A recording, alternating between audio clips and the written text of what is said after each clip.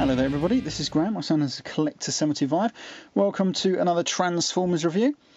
As you can see, I am doing Transformers Fall of Cybertron, Soundwave, Soundblaster and Blaster. And most of the Minion cassettes or data discs, whatever you want to call them. I'm just waiting for Blaster's data disc to be released because I want to get them just to complete the set really. This review was just going to be Soundwave and Soundblaster, and I was going to do Blaster as a separate video, but then I thought, well, silly, because they're exactly the same, just with a few, obviously, different colours and a few different mould differences. So I thought, do you know what, just get them all out of the way in one video. Right, so I'm only going to transform one of them, though. I'll probably transform Blaster, and then just show the others, obviously, in their modes, because I don't want to go through the transformations for each one. But I will do the data disc right at the end, because I'll show you the gimmicks with them. I think they work for some of them, but not for all. We'll just get them out of the way for the moment. Over there. And we'll start off here with Soundwave. I've got to say, along with Fall of Cybertron Grimlock, I saw these on chimungmung.com, and I didn't actually know they were making this figure at all, actually, as a Voyager size toy. And I saw them and I thought, oh, do you know what? Just one of those impulse buys. And to be honest, I'm actually glad I got it. I've got a few little reservations with it, but I'll come on to those in a minute. But on the most part, yeah, I'm glad I got it. I think it's great. And I think it does work well with the Minion data discs, but they've got their own issues, but we'll come to them when I get onto them. So as you can see, he's an upsized version of his War of Cybertron deluxe toy. That toy, it was actually more complex to transform than this one. This one's been simplified a hell of a lot, probably just to make way for the gimmick, which I can understand, but at the same time does pose a few other little problems if you were trying to get it into a third mode like beatbox, boombox sort of mode. Because the War of Cybertron one had more moving parts, and so it was a little easier to get him into one of those modes. But I might take a picture of it or show you it. There's a few other people who have obviously reviewed this toy before me, and they've shown it off, so it's not that hard to find really, and it's quite easy to get into really, so you could probably figure it out yourself. I mean, I did really. But I like trying to make the, I think it's when the communications pylon from More Than Meets the Eye episode 1 at the very start. I try and make that mode, which is a little bit more, it's easy with the War for Cybertron version, but it's actually very hard with this one, because obviously, like I said, it's got less moving parts, so it doesn't give you a lot of room to play around with it. Anyway, that's Soundwave, as you can see, some sort of armoured vehicle. For the most part, it's okay actually. It comes with his little machine gun on top. I do love the box. If I can get the box very, very quickly. 1 second, bear with me. Here we go. I found them down here. Hold on. I'll use sound blasters. I don't know if you can still hear me. Here we go. Got a few of the other boxes I just want to show very quickly as well. I'll just put them to one side. If we look at Sound Blaster's box, like I say, I'm keeping these boxes. We can see him holding Generation 1 Optimus Prime's gun for some reason, and in the instructions it does say that he comes with it, but obviously the actual toy doesn't. But it's a very good looking box. I actually love it. It's a shame my one has that sticker over his tech spec, but I might try and get that off. Very good. Yeah, so let's move on to Sound Blaster quickly. I'm spending a bit too much dealing with their vehicle modes than I thought I was going to. So Sound Blaster is obviously just a black and red version.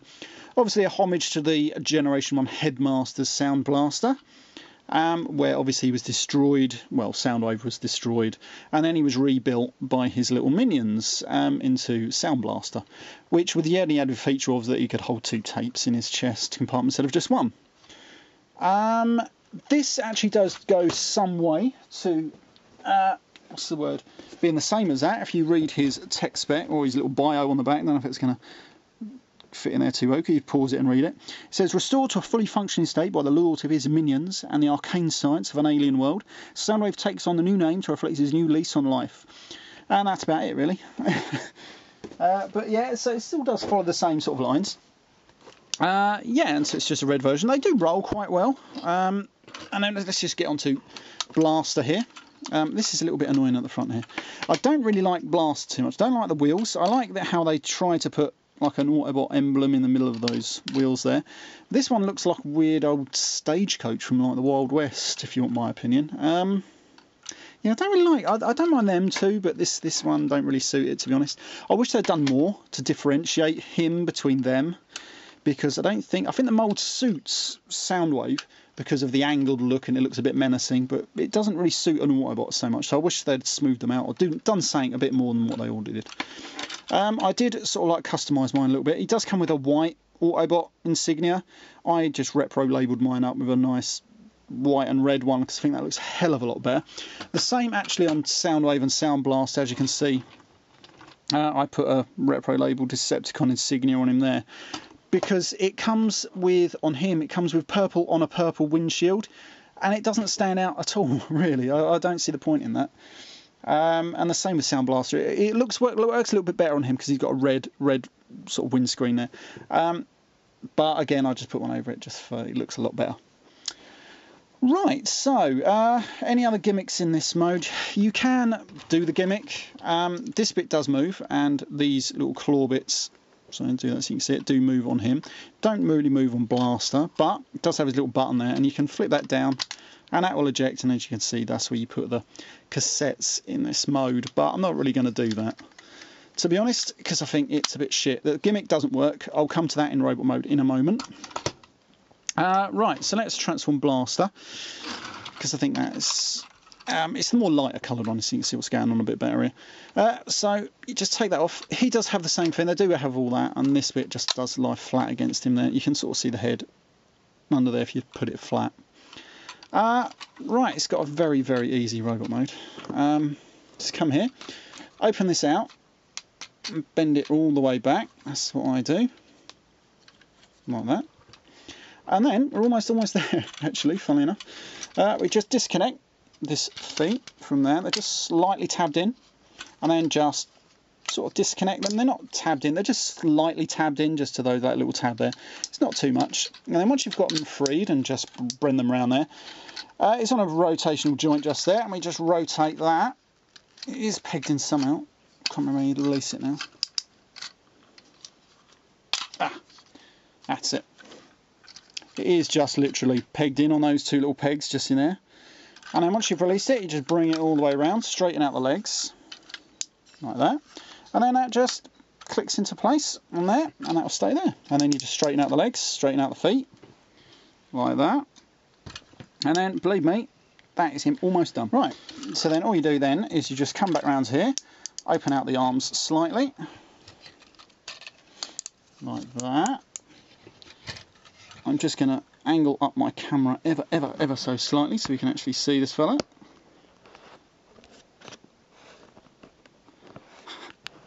Oh, the wonders of blue tack. Right, so once you've opened up his arms, you just undo these little panels here.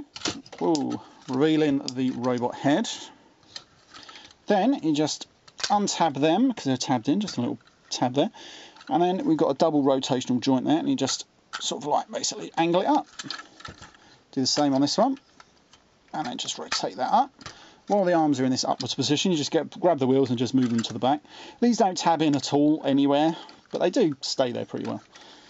And then all you do now is you just start rotating the arms downwards and into position, really.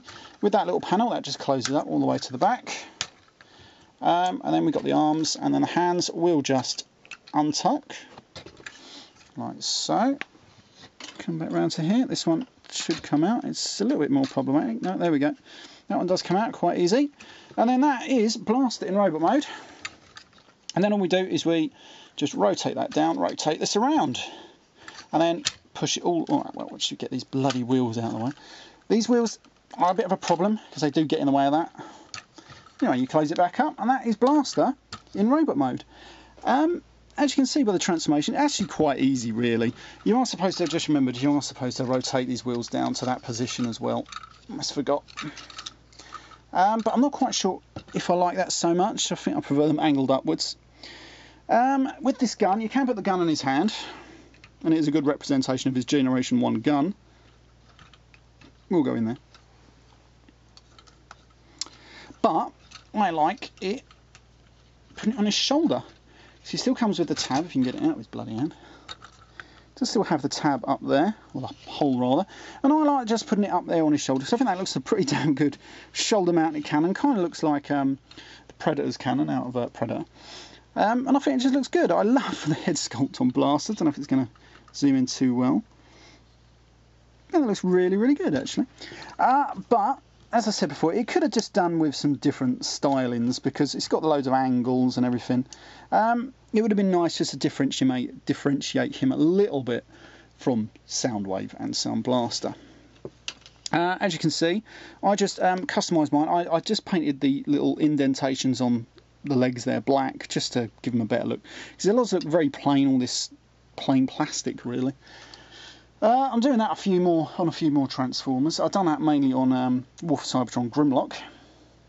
Right, so that's Blast. I'm just going to pop him over there. I'm going to pause this 1 second while I transform Soundwave and Soundblaster. I'll be right back in 1 second. Right, so as you can see, I've transformed them all into robot mode. And so let's take a look at Soundwave. And Soundwave, if I'm honest, I think he looks really good. And for a Voyager figure, he's actually a good size. It's probably like a Voyager size now, rather than the smaller, where they've been downscaled, the sort of sizes on the Deluxe and the Voyager and everything. So it's nice to get a Voyager size toy that is a good Voyager size. I don't know why they've done that, because I'm sure they could have just scaled him down slightly if they wanted to, but it's good that they didn't. I love the colour scheme. I think the colour scheme looks great. I love the detailing on it. I think he could have done with a little bit more. Again, I just sort of picked out these little black lines just in there, just to give him a little bit extra definition on them. He is missing a red paint app on his sort of like elbow joints, or whatever you want to call them, or biceps, or whatever they are. But I think it looks really good. The only problem is this is going to get in the way and stick out a bit once you start doing the gimmick, but we'll come on to that in 1 second. I love the head sculpt on him. I think this guy looks brilliant. It is a shame that this guy is a Voyager size, because we just need a decent Voyager size Megatron now. I'd love to find a knockoff one, but because I can't see Hasbro making one. Because all we've still got now is the Deluxe War for Cybertron one. I don't think they've actually made a Megatron for Fall of Cybertron. Maybe they will, who knows. But it'd be cool if they did and he was Voyager size as well. So let's move on to Soundblaster. And Soundblaster looks equally good, just in black and this yellow colour and the gold. And again, I love the red. I love the little yellow light piping for the eyes. I love this time he's got a red missile launcher on top there. I did pick out the little black dots on him because I think it's all red and it looks crap. The same with the gold one on Soundwave here. I don't know if you can see that. It looks black in there now, which is pretty damn cool. And I think these are actually some really good figures. Definitely worth getting, especially for the gimmick. And a lot of people say the gimmick doesn't work well with these data discs, and for the most part they're actually right. I'm just going to show you the boxes first because I've got the boxes here. Now then, here's the box for Ravage and Rumble, and I'm a bit gutted because they have coloured Rumble blue, and I'm in the camp where I say Rumble should be red, just because that was the way he was originally released and everything like that. But this is why I want to show you blocks, because if you look at the artwork's actually really good, and they are harking back to that Generation 1 style of where we had some good artwork for the Transformers on the artwork. The toy, when in robot mode, was really limited and nothing like almost exactly what you've got here. So they're nice that they are harking back to that, because when we transform Ravage particularly into this, he does look a little like it, but nothing like these guns. Doesn't have the guns. Well, he does, but they're not like that. And the same, if I just show you Ratbat here, there's the artwork for Ratbat, and he looks nothing like that in robot mode. It does make me laugh slightly. I'm just going to put these at the back here. Right, so let's get on to the actual data discs. We're going to start with probably the ones that work the best. These are Buzzsaw and Laserbeak. So Buzzsaw, they are proper Generation 1 coloured, so we've got the gold Buzzsaw here. I did add a few little silver paint apps myself. You can see a few extra little silver bits there. I just used some water-based silver paint, really. Works pretty well when it matches that. And I just put a few extra here for the guns on the top. And the gimmick is they've all got this little button underneath. It's all spring-loaded. I did ask my wife on this, and she actually agreed with me. If Hasbro are obviously selling these to kids, and would a kid rather have this gimmick of auto-transformation or just a bit of extra transforming itself and have extra posability? And like my wife said, yeah, you know, it's I'd rather have the gimmick every time, especially when they do this, and this works exceedingly well. And there you go, and he's transformed. It works perfectly with these two. It doesn't work so great with the others. So this is Buzzsaw in his vulture mode, but obviously he's supposed to be a condor if you ask me. I think he looks great. I had to put my own Decepticon insignia on his head there, and I had to paint the eyes red because he didn't come with no eyes painted on him there. I think I did a good job there actually. Don't know if he's going to zoom in now. No, it's not. But you need some paint applications on the tail there. But he still looks pretty good. You're supposed to be able to put him on his shoulder, but there isn't nothing really, so you just got to balance him somehow. There we go. You can sort of balance him up there. So let's come on to Laserbeak. Again, he's obviously just this time a red data disc. And there we go. He auto transforms, and it's actually really good. Yeah, and you transform back, it's a little bit problem because they're all spring-loaded. Every joint on him is spring-loaded. But before we get onto that, I want to show you the gimmick, and I'm going to show you this with Soundwave. Actually, no, I'm not going to use Soundwave. I'm going to use Blaster. It's better with Blaster. So obviously we have the eject button here, and then that just folds open. Sorry, here's the backing. Then you come around to the back, obviously, just make sure these wheels are out of the way, and then we pull back on this all the way.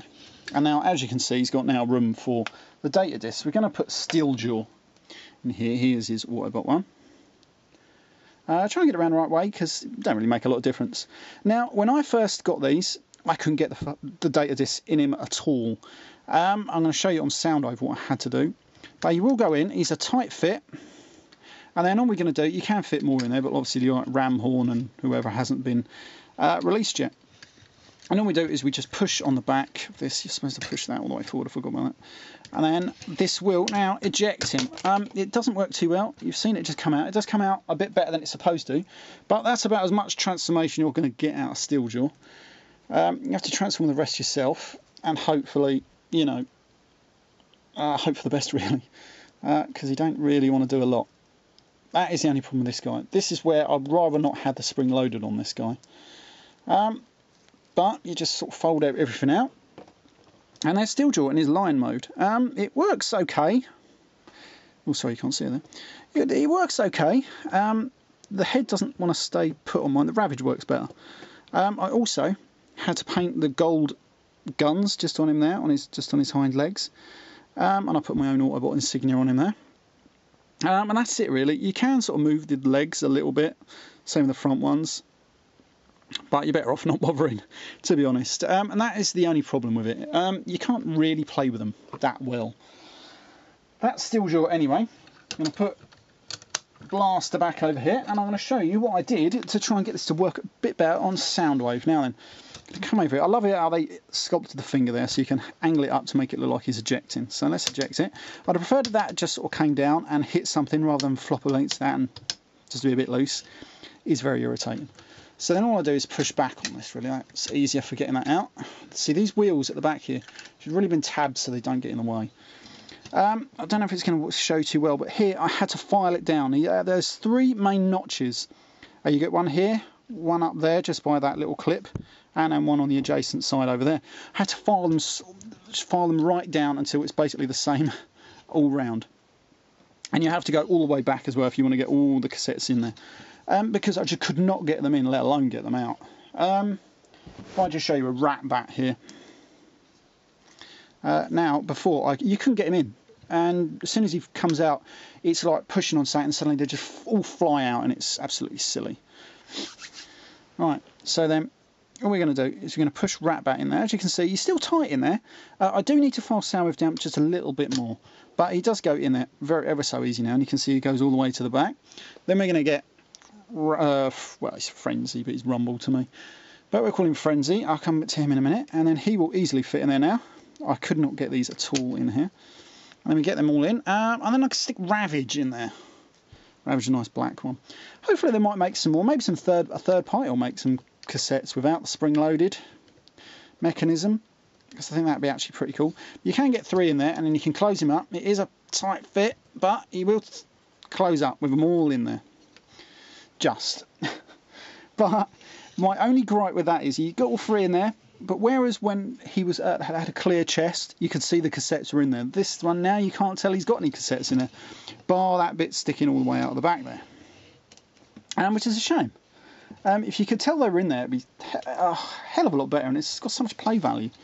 But you know, it's still not too bad. And anyway, then all we do is eject, and then we have to then see if this will work. It's a shame that you've got a bloody whole little tier. Yeah, there we go. This all sort of works. Anyway. Oh, fucking hell. He took out Steeljaw. Anyway, right. So, I'm going to close that back up. As you can see, it sort of works, but you've got to file them down until you're happy. Don't file it down too fast, they're all loose in it. You don't want them all loose. But you need to do something just to get them in there, really. Especially on my ones. Mine wasn't going there. Right, so they didn't actually transform when they came out, which they're supposed to do, which is, again, I don't see the point of the gimmick, if you want my opinion, in that sense. But I like it. Anyway, so this is Ravage, and what you're supposed to do, you're supposed to drop him, and it auto transforms into that strange thing. So you've got to transform the rest yourself. Again, I wish I hadn't bothered with Ravage. So we undo all the legs, and then the legs will close up. That folds to the back. Put the legs down, and then we have Ravage. He's not too bad, actually. I like the head sculpt. Head sculpt is actually pretty good for a little figure like that, and he looks pretty okay. Works a little bit better than Steeljaw. Could have done with a couple more paint applications on him. I'll put them over there, and we're going to come to Ratbat. Ratbat is obviously just a weird recolour of these two, but with a few different paint applications. Sorry, mouldings. Sorry, but he does transform perfectly. Absolutely brilliant. So he now has a bat head. Going to zoom in. Not really. And then the wings, obviously, exactly the same sort of wings, just with different mouldings on them. Same with the tail back there. I would have thought it'd been better if they could have had the head like that, maybe with that folding there, to give him some sort of bat-esque look. I don't know, but that's just me. But he's okay, but why should they? Anyway, there we go. So that's Ratbat. And then we come to the Ravage and Frenzy and Rumble. These do transform sort of. Oh no, see, these are a bit shitter. To be honest, they don't really transform that well. Got to help it along, but you've got to put the feet out yourself. And then we move the arms down. But little Frenzy here doesn't look too bad in robot mode. If I bring him up to the camera, put my own little Decepticon sign on him, and I picked out some lines there in the black, just to give him a better look, really. I like the head sculpt. The head sculpt is very reminiscent of G1 Rumble, Frenzy even. And you know, he's all right. You can't really get a lot of posability. The only thing you can pose is those arms, be like the old generation one. Let's see if Rumble does any better. Oh, look at that! Transform near perfectly. Apart from obviously you've got to put your feet out yourself, and then move the little arms down. But you know, he's pretty good. You got to admit, he is pretty good for what they are. I'm looking forward to getting the Autobot ones, really. It's transformers like these I do love. There we go. Let me just angle his feet up so he stands up better. Because I think they work really well, and they do give that Generation 1 sense, really. Because they are trying to be something pretty damn clever, and I think they pull it off to a certain degree. Obviously, with Ravage, so much doesn't really work too well, nor with Steeljaw. But with all the rest, pretty much, well, Laserbeak, Frenzy and Ratbat are the best, and then followed by these two, and then Ravage, unfortunately. But once you get them in there and you transform and you pose them yourself, they're actually really, really good. Right, I'm going to wrap up this review there. I really do like these figures, and I do recommend them as well. Maybe don't pay as much as I paid for them, because I tried to get these before, they obviously went on major sale. I mean, I haven't seen them in England yet, but no doubt they might turn up, but I won't take the chance, and I wanted them, because I like Soundwave. Actually looking forward to getting Masterpiece Soundwave, actually. Yeah, I'm going to leave this review there. I might do a review if I ever get Ram, Horn, Eject, Rewind, and I think it's called Sunder. If I can get those, I will get them. Right, okay, so this has been Graham of the Collector 75. I shall see you all next time. Bye for now.